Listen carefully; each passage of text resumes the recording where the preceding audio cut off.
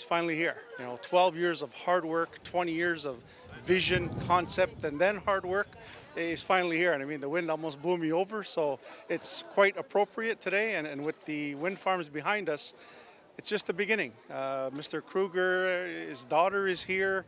Jean-Wad, the vice president, who initiated contact, conversation, and partnership with Kahnawà more than 10, probably 15 years ago or so. It's a day to celebrate. And again, for us to ensure that the future is bright for our children, grandchildren, and 7 generations. It's very difficult to express the elation for sure. Satisfaction knowing that our resilience has paid off in terms of getting this project built.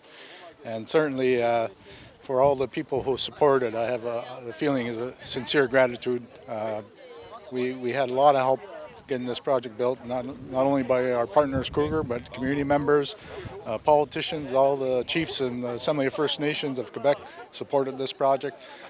We had very, very widespread support, and I'm very happy that we were able to bring this to fruition. Well, I go back to many, many years ago. I can't even, number the years, but when there was a project, and discussions weren't as positive with Saint-Cyprien and Napierville at the time. And to be able, to stand here years later and to be able to say, well, there's a partnership there. In this case with Saint-Remy and Saint-Michel, I think it's positive.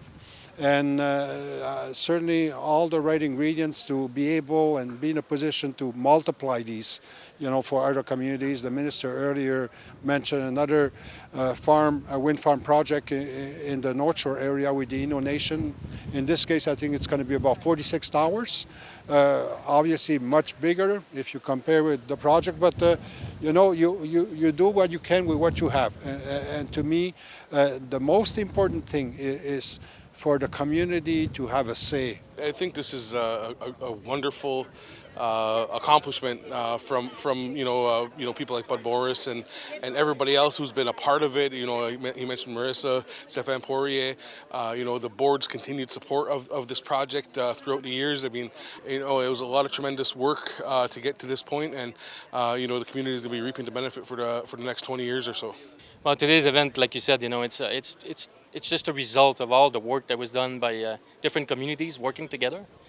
It was tough. There was a lot of issues, problems, people to deal with, through the environmental process. But we all stuck together. We all worked together, and the one goal was that we would be successful. And I had mentioned to Chief Delille at the time, and Bud, I said, let's make it an example of a project of 2 communities working together. I was one of the people who was probably a naysayer back then and probably thought it would never happen, yet it's here. And ECDEV aside, again, sustainable energies is the thing of the future, it's the thing of the present, and I'm going to be part of it even beyond council. So happy to be here. A board member told us when we were debating whether to go ahead with this project, he says, no one is going to give it to us. We're going to have to fight for it. And in that process, we discovered that there were other groups of people who had similar thoughts as we did, that in fact we should all fight together for this. And that's what we did, along with our partners Kruger Energy and as well as others.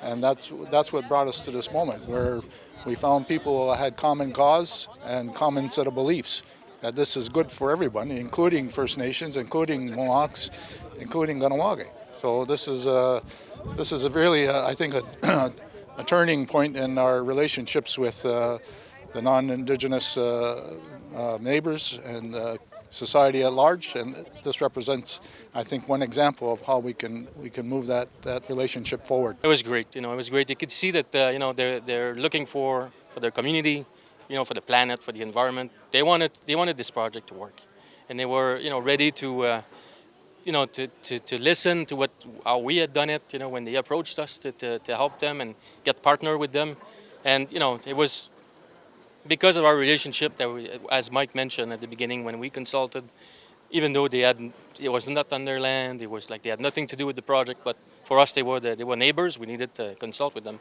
That's where it started. For me, it was an honor, to work with. When I met with Mike and Bud, I could see how proud your people were, and how genuine they were, and towards environment. And for me, I started 35 years ago in renewable, and at the time it was not, let's say, sexy at the time, renewables.